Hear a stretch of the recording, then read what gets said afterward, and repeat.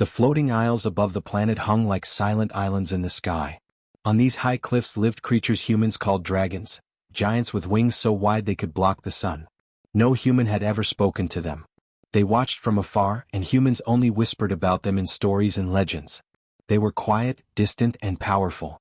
To the people below, dragons were more like spirits than living beings. In one small human colony built on a lower floating isle, people went about their daily lives. They farmed small patches of soil, gathered water from clouds, and repaired old machines that kept their homes afloat. Children ran and played, laughing while parents worked. Every now and then, someone would look up at the sky and notice a shadow passing overhead. It was always a dragon, silent and majestic, gliding effortlessly. People respected them. They feared them, but they also admired them. Among the humans there was a baby named Eli. He was small but brave, curious about everything. He had dark hair that stuck up in all directions and bright eyes that seemed to see more than most. His parents often watched him carefully because he had a habit of crawling or walking toward danger without a second thought. They worried about cliffs, storms, and especially dragons. One morning, the sky was painted in soft pink and orange as the sun rose. Eli's mother, Mara, was preparing breakfast while Eli crawled near the edge of the colony. He had spotted something large in the distance. At first, it was only a shadow moving across the clouds, but soon a dragon landed gracefully on a nearby cliff. Its scales shimmered in the sunlight, reflecting colors humans could not even name. Its eyes were large and golden, scanning the world below with quiet intelligence. The adults nearby gasped. No one dared move. A dragon this close was unheard of. Many villagers had seen dragons from far away, but they had never come this close. Fear filled the air, but Eli did not seem afraid. He clapped his small hands and gurgled, reaching toward the dragon as if it were a toy. The dragon lowered its massive head, curious. It had never experienced this before. Every human it had ever seen either screamed, ran, or tried to fight. But this little creature, tiny and fragile, made no sound of fear. Instead it laughed. Its voice was soft and musical, the kind of sound dragons could not understand. The dragon tilted its head, trying to make sense of this strange, fearless human. Then something remarkable happened. Eli babbled a word. "Uncle," he shouted happily, pointing at the dragon. It was not a name he knew, just a sound he liked. But to the dragon the sound was different. It felt like warmth, like a bond it had never felt before. The giant beast froze. Its eyes focused entirely on Eli. It had never heard a human speak in a way that was not fear or anger. This was something new, something alive, something pure. The villagers could hardly believe what they saw. Mara froze in place, her hand on her mouth. She had called Eli many things, but never did she imagine he would call a dragon uncle. People whispered nervously. Could the dragon understand? Was this dangerous? No one knew, but something magical seemed to hang in the air. The dragon moved closer, slowly and carefully so as not to scare the baby. Its enormous wings stretched wide, yet it did not take flight. Instead, it lowered its head until its snout was near Eli. The baby reached out with tiny hands, touching the dragon's smooth, cool scales. A soft vibration came from the dragon, like a low hum, and Eli laughed. He did not cry or turn away. He laughed and babbled more sounds, making the dragon tilt its head in amusement. From a distance, scientists observing the colony with their instruments were shocked. A dragon was interacting with a human for the first time in recorded history. All their studies had failed to provoke communication, but this baby, this tiny human, had done what no adult ever could. The dragon seemed curious, almost playful, as if Eli's innocence had unlocked something in its mind. As the sun rose higher, more villagers gathered to watch the incredible scene. The dragon did not roar, it did not attack, it simply stayed near Eli, moving gently so the baby could touch it. Children pointed and cheered quietly, learning a lesson in wonder. Adults whispered, realizing that perhaps dragons were not simply terrifying beasts. Perhaps they were beings capable of understanding, beings who only needed a spark of trust to respond. By midday, the dragon finally spread its wings and rose slightly, landing a few feet away to give Eli space. It looked back as if waiting for the baby to follow, to speak again, to show more of that fearless human spirit. Eli clapped his hands and babbled, again calling it, "Uncle." The dragon's golden eyes shone like the sun, and for the first time, a sound came from its throat, a low, gentle rumble, almost like a laugh. The colony would remember this day forever. No dragon had ever spoken to a human. No human had ever reached a dragon in such a way. And yet, here was Eli, a small baby, breaking the silence with one simple word. The giant of the sky had listened and it had responded. A bond had begun, one that might change the way humans and dragons live together forever. Eli's laughter echoed across the cliffs, mixing with the gentle rumble of the dragon. The silent giants of the sky were no longer entirely silent, and a story was beginning, a story that would inspire awe, courage, and wonder for generations to come. The morning after Eli first met the dragon, the colony was filled with excitement and nervous energy. People whispered about what had happened. They could not stop talking about the baby who had called a dragon uncle, and the dragon that had answered in a low, gentle rumble. Everyone wanted to see if it would happen again. The air was thick with curiosity and even fear lingered. After all, no human had ever approached a dragon before. Eli, however, did not understand fear. The baby had only curiosity and joy in his heart. He crawled near the cliff edge again, giggling and clapping his hands. The villagers tried to hold him back, worried about the heights, the wind, and, of course, the dragons. But Eli had a mind of his own. He crawled toward a new dragon that had appeared on the cliffs nearby. This dragon was slightly smaller than the first, with scales that shimmered like liquid silver. Its eyes were calm and intelligent, and it watched the baby carefully, as though trying to decide what this tiny creature could be. The dragon stretched its wings slightly and made a soft hissing sound. It did not roar, it did not move aggressively, but it was aware of the baby's presence. Eli, in his own fearless way, babbled and laughed, reaching toward the dragon. "Uncle?" he called, pointing with both hands. The word was simple, but it carried warmth, curiosity, and innocence, things the dragon had never encountered before. For a long moment the dragon did not move. Then, slowly, it lowered its massive head closer to the baby. Its breath was warm but not frightening, and Eli did not flinch. He touched the dragon's scales, running his small fingers over the smooth, cool surface. The dragon made a low rumble, a sound like the vibration of distant thunder, but soft and gentle. It leaned closer and the baby's laughter rang out like music. The villagers watched in amazement. Mothers held their children close and men whispered quietly to one another. They had never seen a dragon act like this. Many had believed that dragons were cold, unfeeling creatures, untouchable and dangerous. But now it seemed they could respond to kindness and innocence. A child had broken through their silence. From a safe distance, scientists who studied the dragons had their instruments ready. They recorded every movement, every sound. Their eyes widened in disbelief.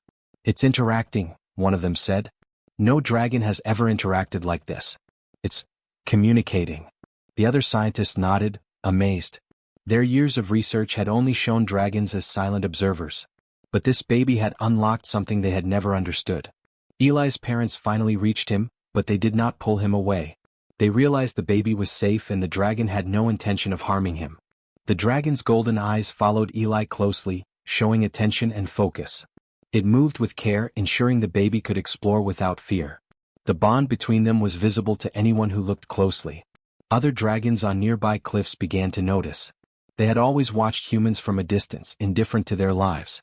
But now, one dragon was engaging directly with a human. They tilted their heads and observed curiously. Perhaps this small, fearless human was different. Perhaps humans could be trusted if approached carefully. The colony would later call this the day when dragons truly began to pay attention to humans. Eli clapped his hands and babbled more words. The dragon repeated some sounds in its own way, a soft, musical rumble that seemed to mimic the baby. It was not perfect speech, but it was understanding. The baby laughed and waved, and the dragon's eyes gleamed with something new, curiosity and maybe even affection. By noon, the villagers had gathered in small groups at a safe distance to watch. Some brought food, hoping to offer a gift to the dragon. Others simply watched, amazed at the trust building between human and dragon. The baby continued to explore, crawling near the dragon and touching its scales gently. Each touch was met with a soft vibration from the dragon, like it was communicating back. Eli's mother Mara could not help but smile.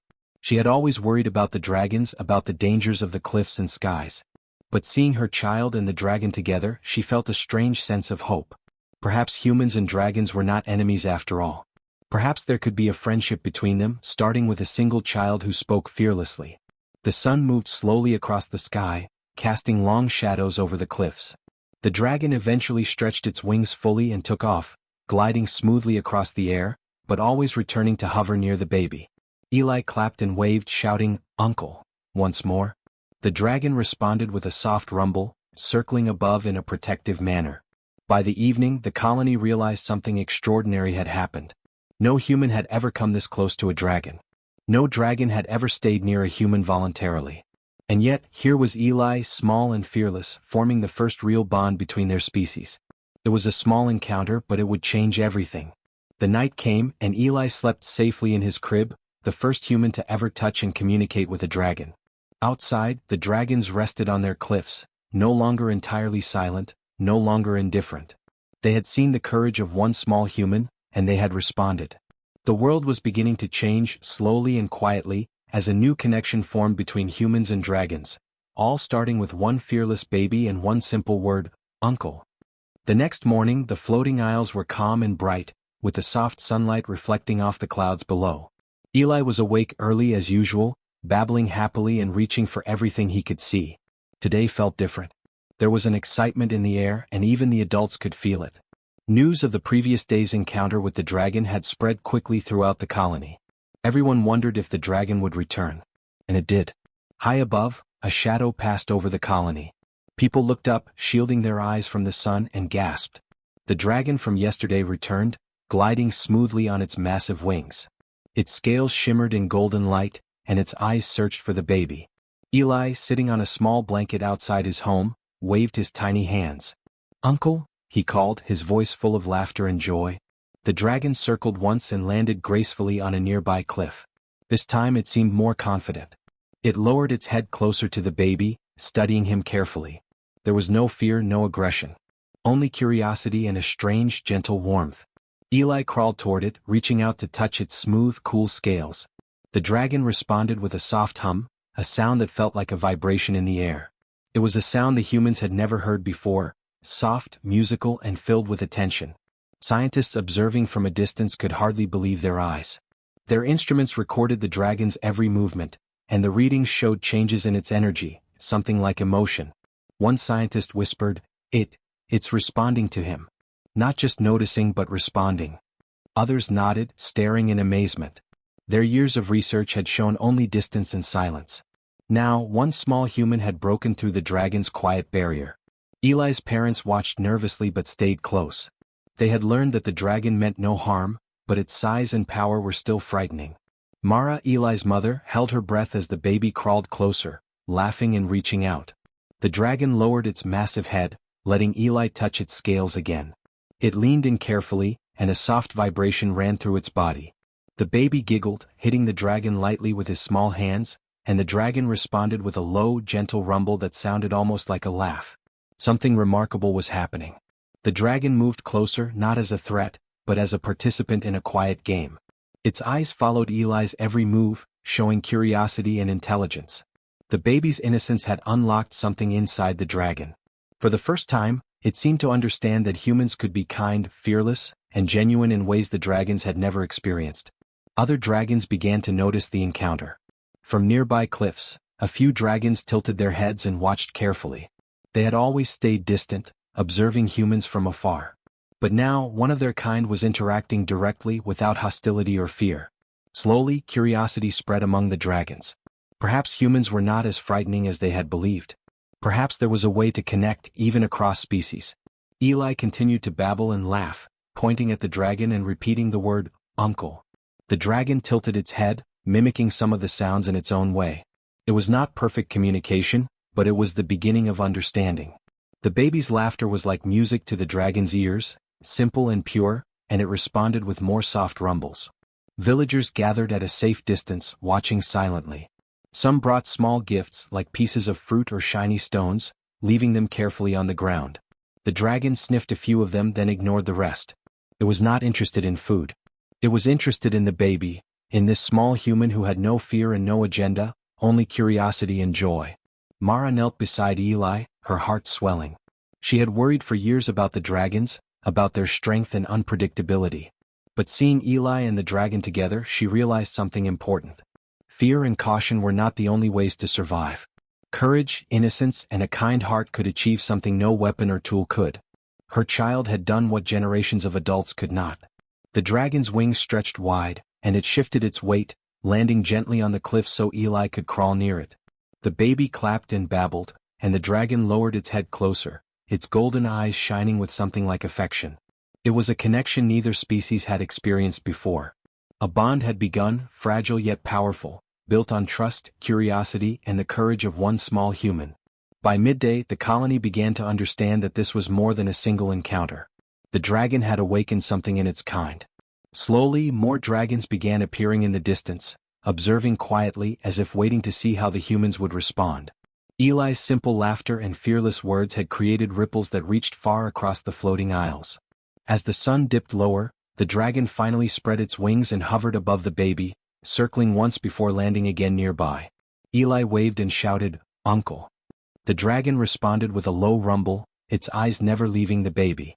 The villagers watched in awe, realizing that a new kind of relationship was beginning. Humans and dragons, long separated by fear and silence, were taking their first steps toward understanding each other. When night came, Eli slept peacefully, dreaming of dragons and skies. Outside, the dragons rested on their cliffs, silent no longer, their minds alive with curiosity and interest. The awakening had begun, and it had been sparked by one fearless baby, one simple word, and the courage to reach out. The world was starting to change, slowly, quietly, and beautifully. The days after Eli's first encounters with the dragon were filled with wonder and change. The colony had never seen anything like it. People whispered about dragons differently now, not as untouchable giants but as beings that could understand, even respond, to humans. Children told stories about the baby who called a dragon, "Uncle," and laughed as the dragon rumbled back. The adults began to hope. Perhaps dragons were not enemies but potential allies. Eli, of course, did not notice the significance. He played as he always had, laughing and crawling toward the cliffs where the dragon often landed. Each time he shouted, "Uncle," the dragon would respond with a low rumble, sometimes moving closer, sometimes circling above, but always keeping Eli in sight. The trust between them was growing, visible to anyone who watched. Other dragons began to take notice. From high cliffs and distant floating isles, they observed quietly. At first they only watched, tilting their heads curiously.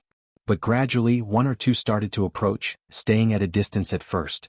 They did not roar or threaten, just hovered and observed, perhaps learning from the first dragon's example. They seemed to sense that something new was happening, something that humans had never achieved before.